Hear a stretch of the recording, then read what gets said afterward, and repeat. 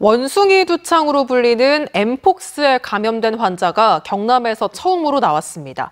한꺼번에 2명이 나온 건데 이들은 밀접 접촉자인 것으로 확인됐고 두 확진자 모두 해외여행 이력이 없는 내국인이어서 국내에서 감염된 것으로 추정됩니다. 서창우 기자입니다.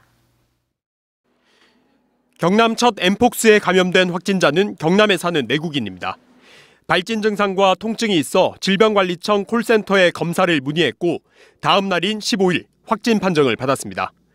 방역당국은 첫 확진자의 감염 경로를 쫓다 또 다른 확진자를 1명 더 발견했습니다. 이 확진자도 마찬가지로 발진 등 의심 증상이 있었습니다. 감염자를 역학조사해 추가 확진자를 처음으로 발견한 겁니다. 다만 증상이 의심되는 접촉자는 없는 것으로 파악했습니다. 방역당국은 이들에게 별다른 치료 없이 상처가 아물고 있는지 관찰하고 있으며 추가 증상은 없다고 밝혔습니다. 두 확진자 모두 첫 증상 발현 전에 3주 동안 해외여행을 다녀온 흔적이 없어서 지역사회 감염으로 추정됩니다.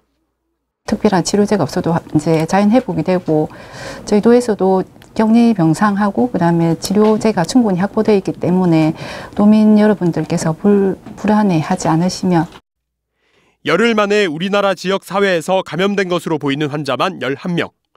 앞서 방역당국은 가장 낮은 단계였던 위기경보 수준을 주의로 한 단계 올렸습니다.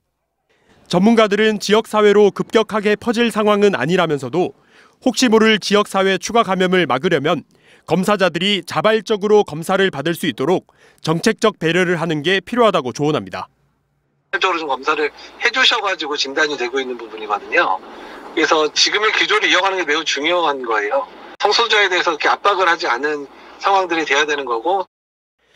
방역당국은 피부나 성접촉을 통해 전파가 이뤄져 전파 위험도가 낮은 만큼 과도한 불안보다는 피부 발진이나 궤양 같은 증상이 있는 사람을 멀리하거나 손을 자주 씻는 등 예방수칙을 지키는 게 더 중요하다고 강조했습니다.